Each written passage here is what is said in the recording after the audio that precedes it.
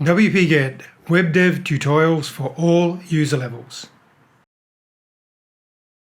Okay, so just playing again with GSAP, and happened to be just watching a movie yesterday on Netflix and saw a title animation coming in, and I thought, hey, I wonder if I could do that with GSAP. So this is my attempt at doing that.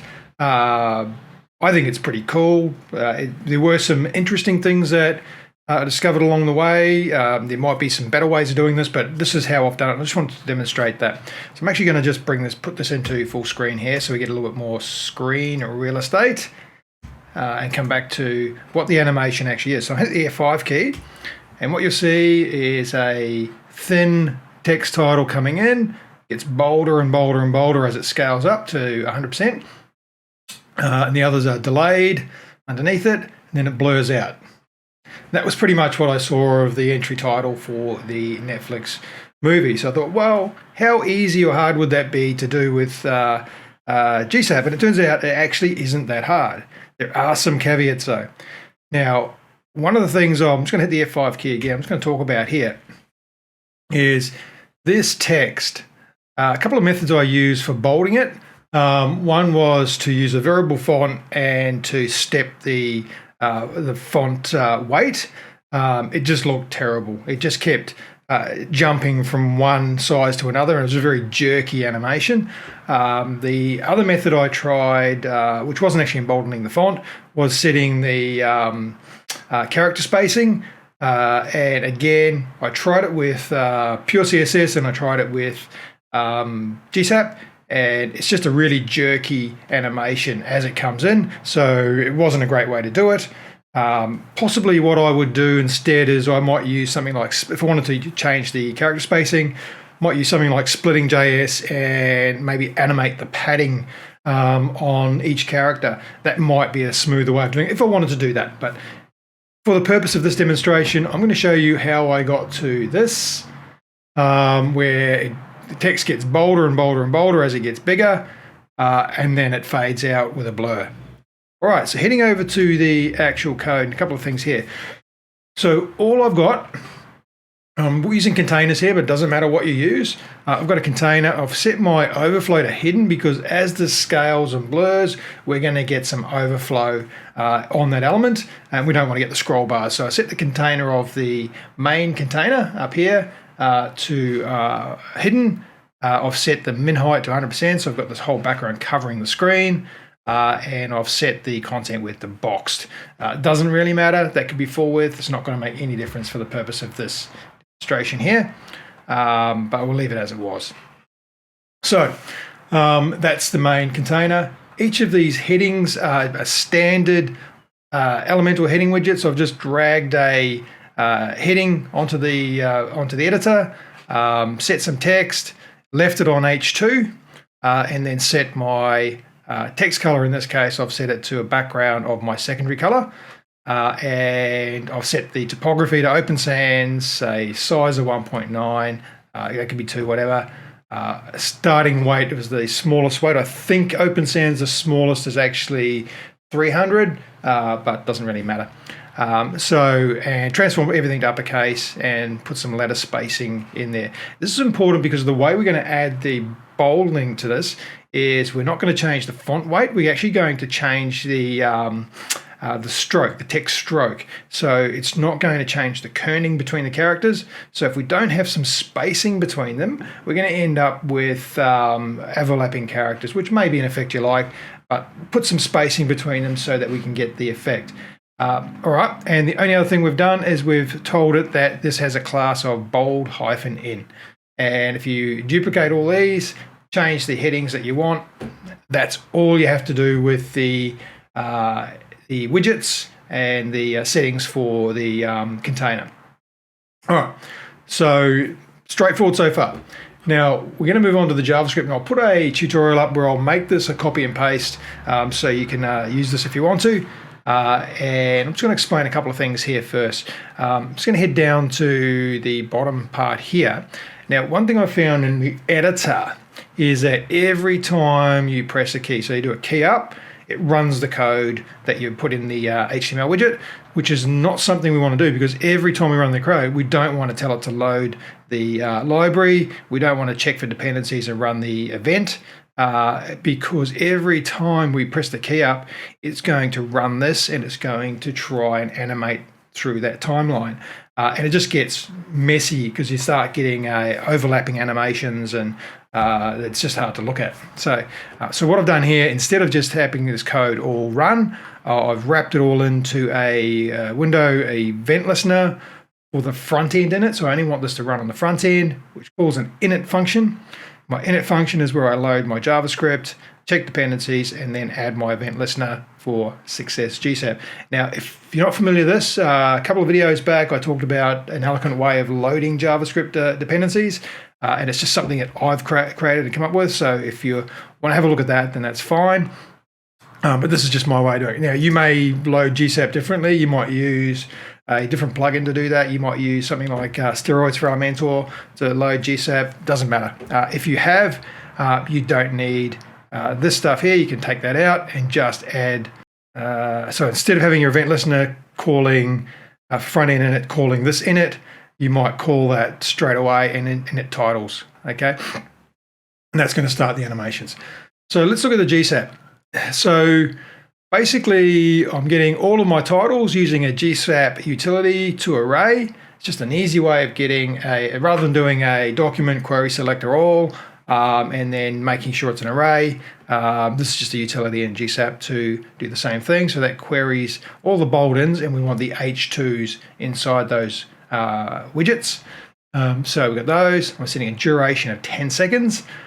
Overlap duration is the duration -2. So the overlap is something I'll explain further down in the GSAP. Initial scale 0, max scale 1.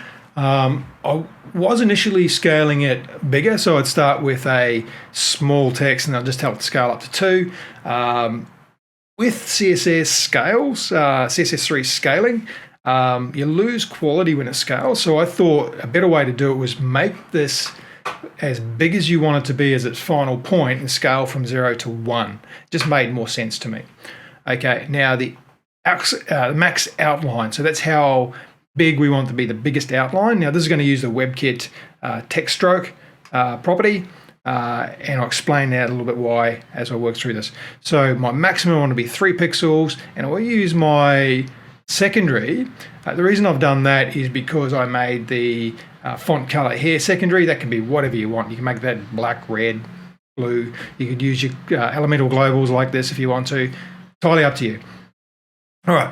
So then what we want to do is get a GSAP timeline, which we want to add to. We're going to then iterate through each of the titles that we found with this to array up here. And we're going to work out what our overlap is. Now, overlap in GSAP, down here, if we go down to, where are we? Down the bottom here. So in GSAP, you've got a property in there where you can start this earlier or later. What I want to happen is while one of these is animating in, 2 seconds before the end of that animation, I want the next one to start. Sorry, 2 seconds after that, I want the next one to start. So what this is doing is it's going, so it's a 10-second. So at 8 seconds, basically I want the second one to start. That makes sense? So if you want them coming in quicker or later, then you change this overlap duration. So that's pretty much what that does. So what I'm doing here is saying if it is the index of 0, so it's the first title, make the overlap 0. Otherwise, make the overlap we set as a constant up here. The reason I did that is I found that the first title did a really weird thing. It actually jumped to partway through the animation when you didn't have an overlap for the previous item on the timeline. It just weirdly calculated that you were halfway through the calculation and just started halfway through the animation. So by doing this, we say on the first title, we don't want any overlap whatsoever. We're using GSAP from to because we want the initial scale to be the initial scale of 0, the opacity be 0, and the WebKit text stroke of 0. It doesn't matter what that is. We could change that to just 0 without any color, or we can make it this color if we want to. Okay, so that's what we want the beginning to be. And we want to ease out. So we're going to sign out. So as it gets to the end, we want it to slow down. Okay, that's just change the easing to whatever you like there. Set the scale to the max scale. So we want the maximum scale to be 1. So at the end of this animation for that title, we want it to be a scale of 1. And we want to have a opacity of 1. We want the WebKit stroke to be text stroke to be the max outline we set up here. And the duration is 10 seconds in this case. So that's pretty straightforward GSAP animation. What we then want to do is we want to blur it out at the end of it.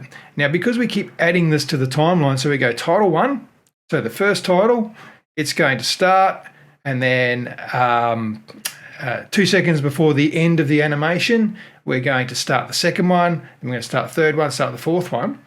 Now, because we're doing that, in the middle, what we want to do is we want to add another animation to blur it out. So what we're saying here is that on completion of the first animation, so that's just scaling it in and setting the opacity to 1 and the text stroke to max outline. At the completion of that, we want to then call the blur out. And we could have put this in here, but I just separated it out to make this more easy to read. So the blur out is just adding another GSAP 2 for this element. So it's that title that is currently completed. And we're going to filter, blur it out, a duration of 4 seconds, move it 30% to the right, and set the opacity to 0. So complete the scale in and text stroke. I'm completed. Now blur it out. Okay, and what we're saying here is that if the index is the titles.length minus 1, so arrays are 0 base, so we want to say it's the index of whatever it's at, so it'll be 3, so 0, 1, 2, 3 equals the titles.length, which will be 4 minus 1. So when the index equals 3 in this case, it's going to then call last title done, and the last title done, I'm just logging animation complete. You could start something else. You could bring up a new animation. You could move to a new frame. You could scroll to a different area, whatever you want to do. This is just saying that last animation is completed. So that's the explanation of this JavaScript. I think it works pretty cool. Now, the only other thing I've done in here is a bit of styling. So again, I use this a lot. This body not .Elementor editor active. So only in the front end is what that means, not in the back end. We want to set the opacity of the H2s to 0. So this, we do not want to affect the editor because we want to be able to actually see and edit these titles. But in the front end, we want to make sure that in the front end, at the beginning, they're all opacity of 0. So we don't want to see them in the front end until the animation starts and it starts applying additional opacity.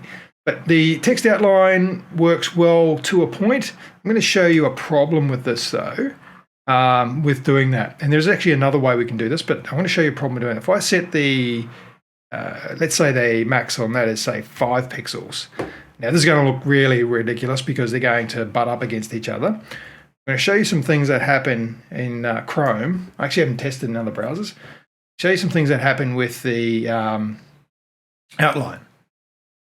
Then we start getting these weird spikes. See on the A's, we've got that spike at the top there. And it really depends on what font you're using. At the V, we've got a spike at the bottom there. Some fonts you end up with all these really weird sharp edges around it by using the stroke. I mean, that might be something that you like. So this here with a 5 pixel stroke, you know, it's getting really, really bold, really, really bold. Some weird little things happening there. But hey, you might go, that looks pretty cool. Actually, what I might do is I'm going to bring up Firefox. And I'm going to chuck this animation in there.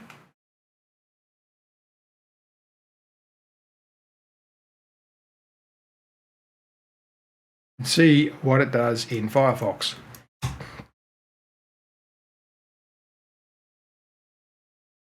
Go. Scaling in. So there we go. Firefox actually rounds the edges. So it actually looks quite nice in Firefox. It's a very different look. Just do that again so you can see what I mean. So if I do an F5, just watch the first title. Scaling in, look at the A, for example, the top of the A and the bottom of the A's, it's rounded. So it's actually rounding the outline, whereas in Chrome, there may be a CSS rule that I'm just not aware of here. In Chrome, it seems to have sharp edges. See, the bottom of the A is flat, and we got these little artifacts coming at the top of the A, the bottom of the V. So Chrome actually doesn't do as good a job as Firefox with this, unfortunately. But that's pretty much it. So, so the style to hide these or set the opacity when we're not in the editor, so we're in the front end.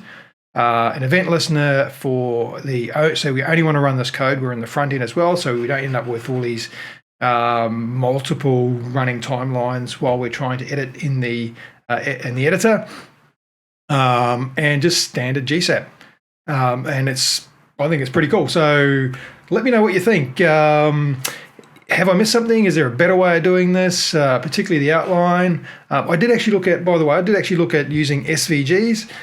So you can actually put this text inside an SVG, and then you can use the SVG filters for the outline, and that would probably be more effective. You've got a lot more control over those. But what I wanted is this to be standard editable H2 heading widgets. So you can change these wherever you want, not have to go into SVG code and then change it in there. So that's why I went with this outline, and it works. So there you go. All right, thank you.